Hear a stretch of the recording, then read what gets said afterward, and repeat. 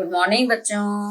आज हम कक्षा 6 में अध्याय 3 प्रश्नावली 3.5 का क्वेश्चन नंबर 9, 10, 11 और 12 करेंगे और चैप्टर का नाम है संख्याओं के साथ खेलना। क्वेश्चन नंबर 9 से लेके 12 तक के क्वेश्चन करेंगे और इसके बाद हमारी एक्सरसाइज ये कंप्लीट हो जाएगी 3.5 की। इससे पहले के क्वेश्चन मैंने पिछली वीडियो में करा रखे हैं। क्वेश्चन नंबर 9 की संख्या मैंने लिख रखी है। क्वेश्चन नंबर 9 में लिखा है, निम्न में से किन व्यंजकों में अभाज्य गुणनखंड किए गए हैं। अब ये आपके पास ये 4 आपके पास लिखे हैं, इसके अंदर अभाज्य गुणनखंड बताना है। इनके गुणनखंड दे रखे हैं। पहले 24 के गुणनखंड 2, 3 और 4। हमें पता है 4 तो सम संख्या है और सम तो सिर्फ एक ही अभाज्य गुणनखंड है। इसका मतलब ये जो है हमारे पास ए में सभी अभाज्य गुणनखंड नहीं है। तो हमारे पास किन व्यंजकों में अभाज्य गुणनखंड किए, तो हम ए में ए जो है 2 गुना 3 गुना 4 जो ये दिए हैं, ये सभी अभाज्य गुणनखंड नहीं है। सभी अभाज्य गुणनखंड नहीं है। गुणनखंड नहीं है। कौन सा नहीं है? ये 4 जो है अभाज्य गुणनखंड नहीं है। अब बी में देखते हैं। बी में लिखे हैं 1 गुना 7 गुना 2 गुना 2 गुना 2 मिलाकर के 56। 7 दूनी 14, 14 दूना 28, 28 दूना 56। तो ये सारे के सारे अभाज्य गुणनखंड हैं। तो आपके लिखो बी सभी अभाज्य गुणनखंड हैं। बी में सभी अभाज्य गुणनखंड दिए हुए हैं। अब लेते हैं हम सी भाग। सी भाग है 70 बराबर 2 गुना 5 गुना 7। ये भी अभाज्य है। 2 सम अभाज्य है, 5 और 7 विषम अभाज्य है, दोनों अभाज्य है। 5 दूनी 10, 10 सते 70। तो आपके पास सी में भी सभी अभाज्य गुणनखंड हैं। तो आपके पास 54 में देखते हैं।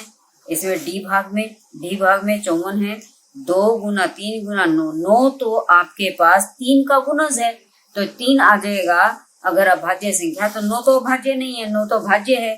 तो 9 में भी आपका डी भाग में सभी अभाज्य गुणनखंड नहीं हैं।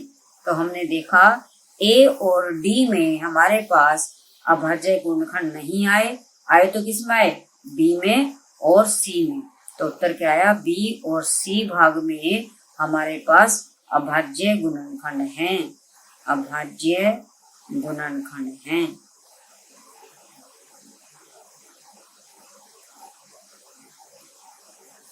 ठीक है। अब क्वेश्चन नंबर 10 बिना भाग किए। क्वेश्चन नंबर 10 में लिखा है, बिना भाग किए 25,110 को संख्या 45 से विभाज्य है। संख्या 45 से विभाज्य है। ये बताना है। बिना भाग करे, भाग ना करना पड़े, तो हमारे के नियम जाना पड़ेगा।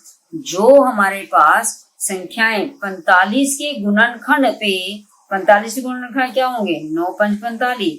जो संख्याएं 9 और 5 दोनों से भाग हो जाएगी, 45 पे भी भाग हो जाएगी। लेकिन कब? जब 9 और 5 दोनों सह अभाज्य हों। दोनों के गुणनखंड जो है वो हमारे पास उनके जो सार्व गुणनखंड है वो 1 आए। तो 9 के गुणनखंड क्या है?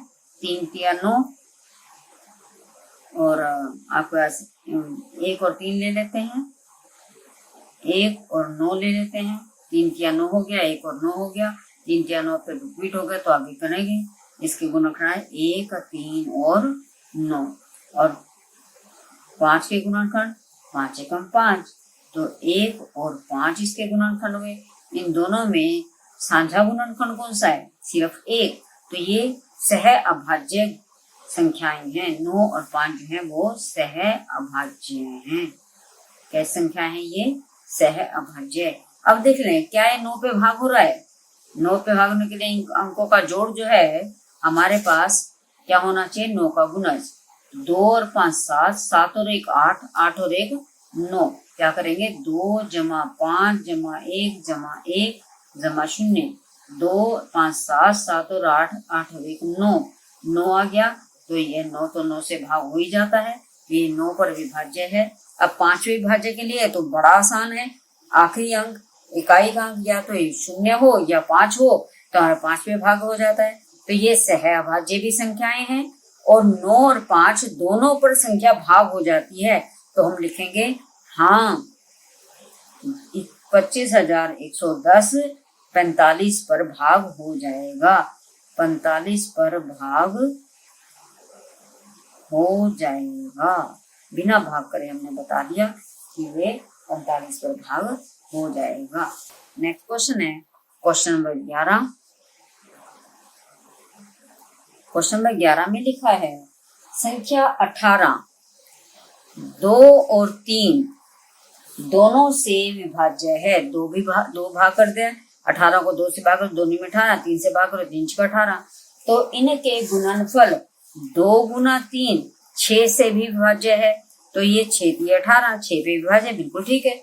आगे क्या लिखा है, इसी प्रकार एक संख्या 4 और 6 है, दोनों से विभाज्य। कोई एक संख्या 4 और 6 दोनों से विभाज्य है। हमें नहीं मालूम कौन सी संख्या दी, यहाँ तो 18 दिया हुआ था, अब यहाँ संख्या नहीं दी जो 4 और 6 दोनों से विभाज्य है। क्या हम कह सकते हैं कि वो 4 और 6 दोनों से 24 से विभाज्य होगी? नहीं, बिल्कुल नहीं। क्यों? क्योंकि अगर गुणनफल कोई संख्या किसी से विभाज्य है, उनके गुणनफल पर तब भाज्य होंगे अगर वे संख्याएं सह अभाज्य हों। और 4 और 6 में तो दो आपके पास विषम दोनों सम संख्याएं हैं, तो 2 तो इनका सार्वगुणनखंड होगा ही होगा। तो इसलिए सह अभाज्य संख्याएं हैं, नहीं है। 4 और 6 सह अभाज्य संख्याएं नहीं हैं। इसलिए जो 4 से और 6 से दोनों से विभाज्य संख्या है, वो जरूरी नहीं है कि 4 गुना 6 24 से भी विभाज्य होगी। तो अब एक संख्या लिखते हैं, जैसे हमने लिख लिया 12। 12 को देखो 4 पे भाग हो रही है और 6 से भी भाग हो रही है, 4 से भी भाग हो रही है, 6 से भी भाग हो रही है। तो क्या ये संख्या 4 गुना 6 24 पे भाग हो रही है? नहीं। देखिए 12 को 24 से भाग करके भाग ही नहीं होती, 12 को 24 से भाग करें तो ये भाग ही नहीं होगी। इसलिए ये उनके गुणनफल भाग क्यों नहीं हो रही है? क्योंकि ये सह अभाज्य संख्याएं नहीं हैं। अगर ये सह अभाज्य संख्याएं होती तो उनके गुणनफल पर भी वो संख्या विभाज्य होती। क्वेश्चन नंबर 12 है, मैं 4 भिन्न भिन्न अभाज्य गुणनखंडों वाली सबसे छोटी संख्याओं, सबसे छोटी संख्या है और भिन्न भिन्न अभाज्य गुणनखंड है, यानी सबसे छोटे अभाज्य गुणनखंड होंगे। जब सबसे छोटी संख्या तो तभी बनेगी जब अभाज्य गुणनखंड भी सबसे छोटे ही होंगी। तो आपके पास बताना है कि क्या आप बता सकते हैं मुझे क्या आप मुझे ज्ञात कर सकते हैं? बिल्कुल कर सकते हैं। सबसे छोटी संख्या कौन सी बनेगी? जिनके 4 अभाज्य गुणनखंड होंगे, 4 अभाज्य गुणनखंड सबसे छोटे।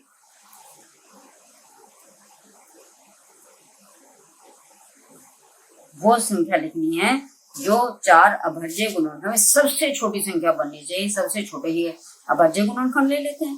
कौन से हैं? सबसे छोटा अभाज्य संख्या 2 गुना 3 गुना 5 गुना 7, ये सबसे छोटे अभाज्य गुणनखंड। इनसे बनी, इनके गुणनफल जो होंगे उनसे बनी संख्या वही होगी। उनके 4 छोटे छोटे जो भिन्न भिन्न गुणनखंड होंगे वो सबके सब छोटे होंगे। 2 3 6, 6 पंजे 30, 30 सते 210। 210 एक ऐसी संख्या है जिसके 4 अभाज्य गुणनखंड और जो कैसे हैं वे, ये सबसे छोटी संख्या है। अगर एक भी बढ़ा दें, मान लो 2 3 5 7 की बजाय 11 कर दें अगर हम, तो हमारे पास संख्या बड़ी हो जाएगी। इन्हीं संख्याओं से, इन्हीं अभाज्य गुणनखंडों से सबसे छोटी संख्या आएगी। तो 210 सबसे छोटी संख्या है।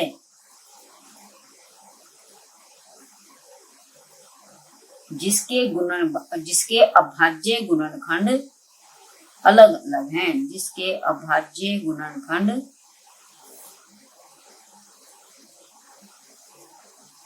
भिन्न भिन्न हैं, भिन्न भिन्न हैं, अलग अलग हैं, ये एक सबसे छोटी संख्या बनती है।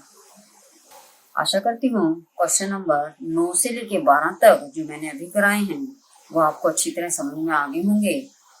और इस प्रकार ये क्वेश्चन 12 होने के बाद आपका एक्सरसाइज कंप्लीट हुई। नेक्स्ट एक्सरसाइज में मिलते हैं हम 3 में 6 एक्सरसाइज में। धन्यवाद। अगर आपको मेरी वीडियो अच्छी लगे तो मेरी वीडियो को लाइक, शेयर और सब्सक्राइब करें।